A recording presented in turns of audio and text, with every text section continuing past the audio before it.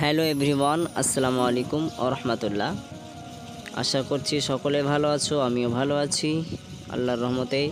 আলহামদুলিল্লাহ অনেক ভালো আছি। তো দেখতে পাচ্ছ আমরা একটা মাজারে এসেছি। আদেও জানি না এটা কার মাজার, তবে শোনা যায় যে খাজা গরিবে নামাজ আজমিরি হুজুরের ভাগনার সম্ভবত মাজার এটা। তো সঠিক জানি না, এখানে জিজ্ঞাসা করতে হবে। তো চলো আমরা মাজার দর্শন করবো। এখানে প্রচুর মাজার রয়েছে, কবরস্থ আছে প্রচুর, কিন্তু কোনো কবরের সামনে লেখা নেই যে এটা অমুকের, এটা অমুকের। তো ফাইনালি এটা হচ্ছে সেই ভাগনার আর কি। পাশে একটা মাজার আছে, মাজার করে রেখেছে পরপর দুটো, জানি না কার। তো তাদের এখানে বোর্ডও দেওয়া আছে, যাই হোক হয়তো দেখা যাচ্ছে না। জাস্ট সুন্দরভাবে মানে এ করা হয়েছে এখানে। শুনলাম একজন মানে যে কি বলে আপনাদের জেন টেন ছাড়া এরকম মানে গুণিন ওঝা যারা এখানে একজন নাকি থাকে, তো খাদেম আর কি সেখানেকার। তো এখানে একটা খাদেম রয়েছে, আমাদেরকে দেখিয়ে দিচ্ছে এটা একটা মাজার। আর এখান থেকে দেখতেই পাচ্ছ মাজারের উপর দিয়ে ভিডিওটা করছি। আনার সাগর, হ্যাঁ ফাইনালি দেখা যাচ্ছে আনার সাগর। আর ঘুরতে ঘুরতে আজকে সেই ফাইনালি আনার সাগরেই ঘুরতে এসেছি। তো তার আগেই এখানে সন্ধান পেলাম আনার সাগরে এসে যে এখানে একটা মাজার রয়েছে। তো সেই জন্য ভাবলাম একটু ঘুরে আসি, ওই জন্য আসলাম এখানে মাজারটা জিয়ারত করতে।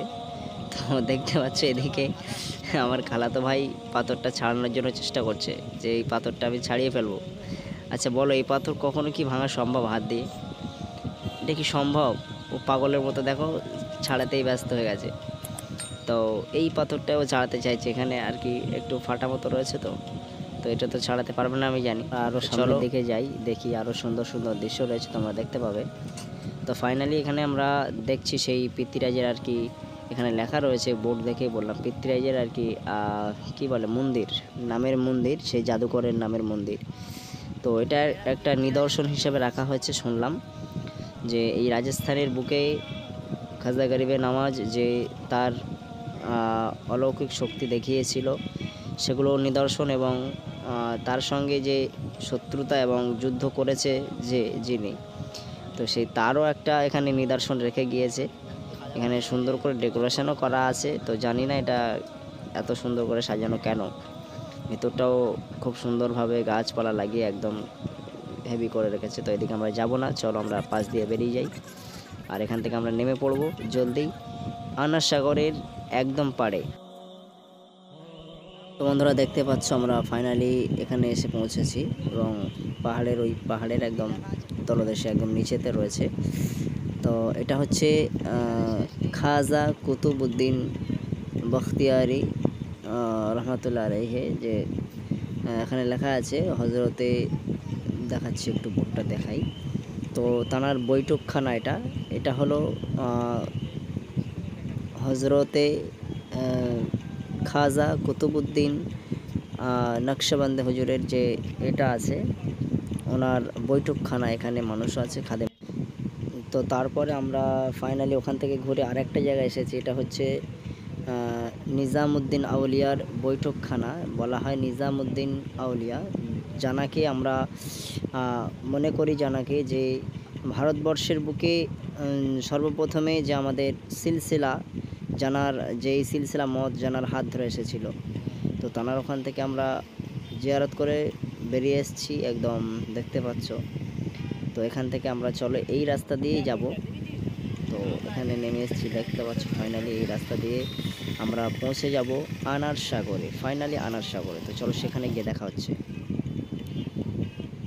বন্ধুরা দেখতে পাচ্ছ এখানে প্রচুর প্রচুর ঘোড়ার গাড়ি এবং উটও রয়েছে, সুন্দর সুন্দর গাড়ি দেখতে পাচ্ছি এখানে, যেগুলো ঘোড়ার গাড়ি মানে সচরাচর আমাদের ওদিকে দেখা যায় না।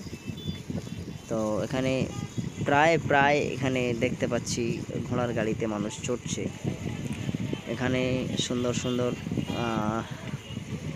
খাদ্য খাবারও বিক্রি হচ্ছে, দেখতে পাচ্ছ। এগুলো যে পাঁপড়গুলো রয়েছে 30 টাকা করে দাম এক একটা পাঁপড়ের সাইজটা একবার দেখো জাস্ট।